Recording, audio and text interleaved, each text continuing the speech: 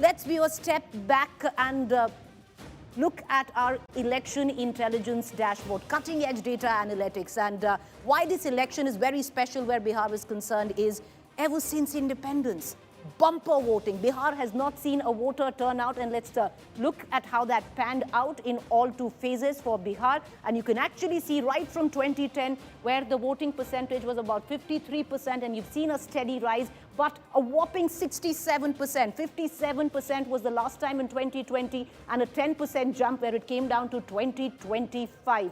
So this has been the voter turnout. Let's go into the micro data of it all. So much viewers has been made about the woman vote. Last time around, many pollsters were caught because they undercounted the woman vote.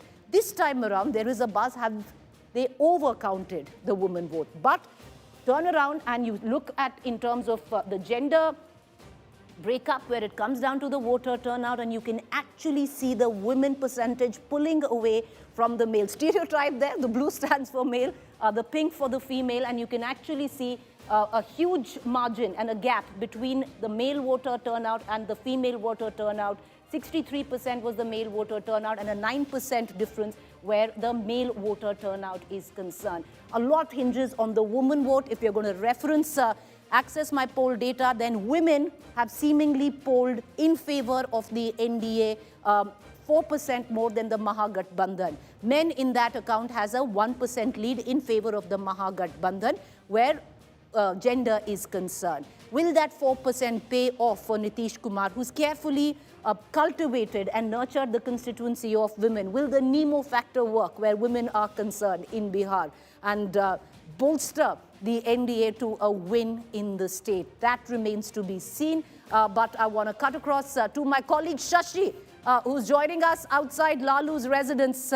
Viewers, take a moment and do reflect, because this is that proverbial fork in the road when it comes down to the stalwarts of the socialist movement, the big players that have dominated the political landscape where Bihar is concerned. And practically, this is the sunset election. So there's a bit of melancholy, political melancholy, to it. You have at one end an aging Nitish Kumar, who practically might be fighting his last election, and on the other hand, the same can be said about Lalu. And joining me outside Lalu's residence is my colleague Shashi.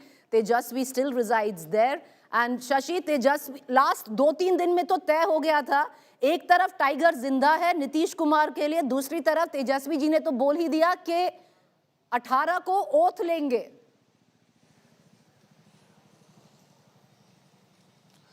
बिल्कुल प्रीति, तेजस्वी यादव अगर आज जनादेश उनके पक्ष में जाता है तो वो 18 नवंबर को शपथ लेंगे। ये तारीख उन्होंने तय कर रखी है।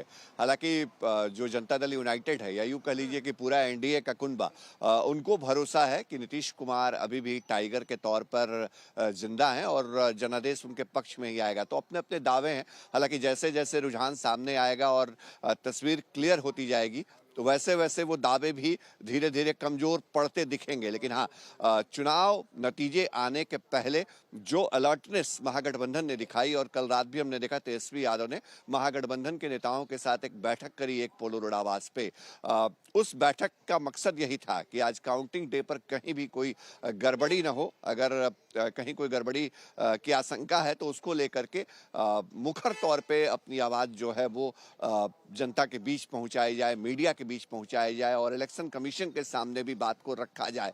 इसको लेकर के प्लानिंग की गई है। लेकिन हाँ, आज जनादेश है तो जाहिर तौर पे चाचा और भतीजे की कह सकते हैं कि जो कभी जुगलबंदी भी हमने देखी है साथ में, जब वो सत्ता में साथ साथ रहे हैं, आज उनके बीच ये तय होगा कि चाचा अभी कंटिन्यू करेंगे, नीतीश कुमार अभी बिहार में जनादेश के साथ आगे भी मुख्यमंत्री बने रहेंगे, या फिर जो युवा का कार्ड तेजस्वी यादव ने खेला, या फिर अलग अलग मुद्दों और वादों की झड़ी लगाई, उन वादों के बूते वो बिहार की सत्ता पर काबिज होंगे प्रीति। लेकिन इस वक्त आपको सीधे तस्वीर दिखाते हैं, अपने सहयोगी नदीम से कहेंगे थोड़ा जूम करके दिखाएं। ये 10 सर्कुलर रोड है, राबड़ी देवी का सरकारी आवास है, और यहीं पर तेजस्वी यादव भी रहते हैं, लालू यादव भी रहते हैं, राबड़ी देवी भी रहती हैं। और अंदर अभी बहुत खामोशी है, सन्नाटा है। अमूमन बहुत हलचल सुबह में होती नहीं है यहाँ पे, चुनाव दर चुनाव हमने देखा है। और उम्मीद की जा रही है कि जब काउंटिंग शुरू होगी तो उसके बाद यहाँ थोड़ी हलचल बढ़ेगी रुझानों के साथ साथ। लेकिन ये अपने आप में बहुत दिलचस्प भी होगा कि 10 सर्कुलर रोड की तस्वीर आगे कैसी रहने वाली है, क्योंकि अगर जनादेश आरजेडी महागठबंधन के पक्ष में आता है, तेजस्वी यादव मुख्यमंत्री की कुर्सी तक पहुंच पाते हैं, तो उन परिस्थितियों में यहां रौनक बढ़ेगी। क्योंकि हमने देखा था जब सरकार में राष्ट्रीय जनता दल होती है, जब तेजस्वी यादव लालू परिवार होता है, तो यहां रौनक बढ़ जाती है।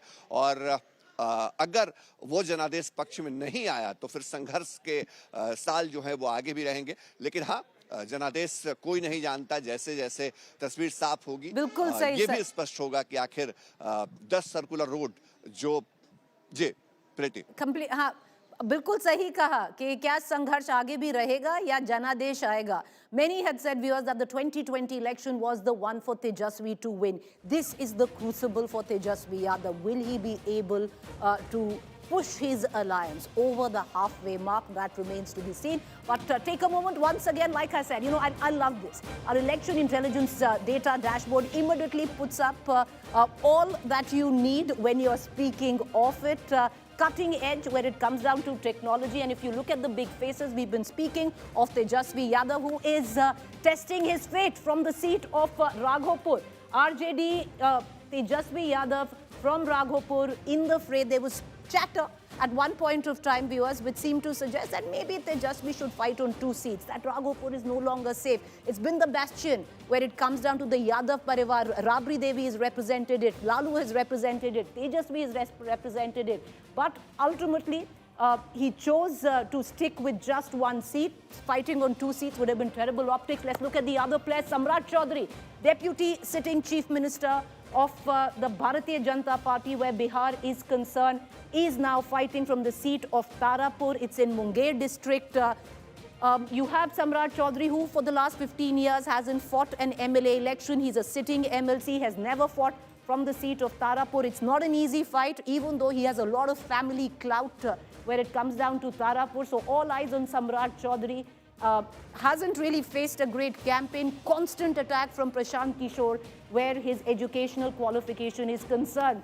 Tej Pratap Yadav, representing the Mahua constituency. He's been the estranged brother, the estranged son of Lalu, has floated his own political outfit, is now taking on the RJD from the seat of Mahua. Vijay Kumar Sinha, the second Deputy Chief Minister from Lakhisarai for the Bharatiya Janata Party. If you remember, a bit of controversy where he had claimed that his car was violently attacked by RJD, where cow dung and stones were thrown, is what he claimed at that, when polling was taking place. Maithili Thakur, a lot of cameras have been following this young folk singer in Ali Nagar from Darbhanga district. Darbhanga is one district, again, viewers, which could prove to be pivotal where it comes down to this election. Many are calling it the swing region. So Maithili Thakur representing the BJP on a BJP ticket from the seat of Ali Nagar in Darbhanga. All eyes also on Khesari Lal Yadav from Chhapra. Khesari Lal Yadav, from where I'm standing in the Noida studio, this is how life changes. You know, not very far from where I'm standing, Khesari Lal Yadav used to sell litti chokha until he became this massive Bhojpuri star. And today, he's been fielded in Chhapra to wrest back from the BJP, what was once the bastion of Lalu Prasad Yadav, where he cut his teeth, built his bones, earned his political spurs. Right now, the constituency of Chhapra is with the Bharatiya Janata Party. Khesari Lal Yadav has also been one of the big ticket campaigners for the RJD as well.